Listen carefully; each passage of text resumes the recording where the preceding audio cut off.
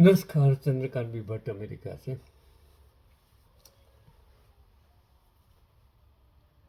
हम ईमानदारी की बात करते हैं, हम भ्रष्टाचार दूर करने की बात करते हैं, हम देश प्रेम की बात करते हैं, समाज सुधार की बात करते हैं।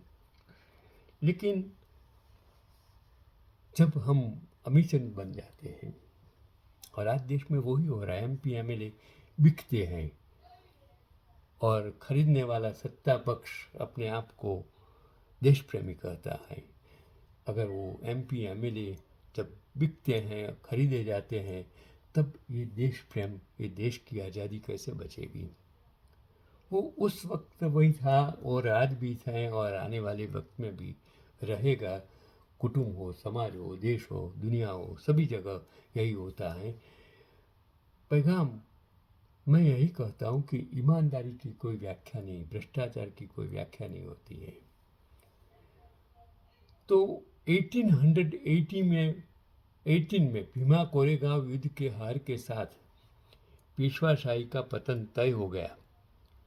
जंग हारते ही बाजीराव द्वितीय फरार हुआ। सुनिए, उस जमाने में ब्रिटिशर क्यों राज कर गए, मुगलों क्यों राज कर गए, उसका कारण कौन है? खुद आप हैं। आपके वो उस जमाने के लोग हैं कि जिसकी वजह से हुआ, और आज भी यही हो रहा है। आज भी वही लोग आपके घरों में हैं जो आज सत्ता में बैठे हैं। ब्रिटिश साम्राज्य ने उन्हें जिंदा या मुर्दा पकड़ने के आदेश दिए। 5 महीने तक वो कभी किले में, कभी साधु बनकर छुपता रहा। आखिरकार उसने British commander sir John Malcolm के आगे आत्मसमर्पण किया। बदले में उसे सालाना 80,000 पाउंड, करीब 8 लाख रुपये उस जमाने में, पेंशन, कोठी और जमीन मिली। सोचिए, 1818 में एक सिपाही की पेंशन 50 रुपये सालाना थी। 500 सिपाहियों की पेंशन 25,000 रुपये हुई, जबकि बाजीराव द्वितीय अकेले 8 लाख रुपये ले रहा था, यानी 16,000 सिपाहियों की पेंशन। अंग्रेजों की निगरानी में उसे कानपुर के पास बिठूर में बसाया गया और वहीं से उसकी अय्याशी शुरू हुई। और 60 साल की उम्र में उसने 10 साल की लड़की से विवाह किया। ऐसा कुकर्म रोकने के लिए बाद में ब्रिटिश साम्राज्य ने एज ऑफ कंसेंट एक्ट 1891 लाया। 1891 एज ऑफ कंसेंट एक्ट लाया, जो शासक युद्ध में भागे और दुश्मन की पेंशन पर जिए उन्हें नायक नहीं कहा जा सकता। आज हम ऐसे लोगों को, उस जमाने में जिन्होंने ब्रिटिशरों की गुलामी की, ब्रिटिशरों के लिए काम किया, मुगलों के लिए काम किया, और ख़ास तो ब्रिटिशरों के लिए जिन लोगों ने अपने ही लोगों के विरुद्ध काम किया, इन लोगों ने आज सत्ता में बैठे लोग उनकी आरती उतारते हैं, उसकी पूजा करते हैं, उसको वीर कहते हैं, उसके फोटो लगाते हैं।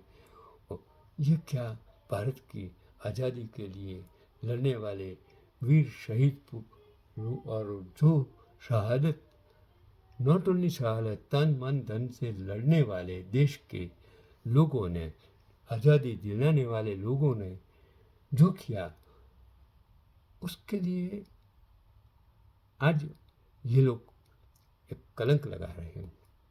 उन्होंने क्यों देश के लिए क्या, क्यों आज़ादी के लिए? क्या ऐसे लोगों को जो देश के साथ गद्दारी की हो, ब्रिटिशरों को के साथ मिल गए हो, ऐसे लोगों के लिए सम्मान देना वो भारत की आज़ादी के लिए एक कलंक है, ऐसा मेरा मानना है। इसलिए आप कोई भी कुटुंब हो, समाज हो, देश हो, तो गद्दारी करेंगे तो क्या ये आपके लिए, कुटुंब के लिए, समाज के लिए, देश के लिए, अपने स्वार्थ के लिए कुछ गलत करना, ये सच में अमीचंद जैसा काम है। इसके लिए ऐसा काम मत कीजिए। ईश्वर ने आपको जन्म दिया है अच्छा कर्म करने के लिए। ईश्वर ने आपको जन्म दिया है किसी को मदद करने के लिए। ईश्वर ने आपको जन्म दिया है मानवता और इंसानियत के लिए। लेकिन जब आप किसी को बदनाम करने के लिए, तकलीफ करने के लिए किसी के साथ मिलकर आप उसकी मजबूरी का गैर फायदा लेंगे, तब समझ लेना ईश्वर भी आपको क्षमा नहीं करेगा। ऐसा आज का मेरा पैगाम चंद्रकांत भाई भट्ट अमेरिका से।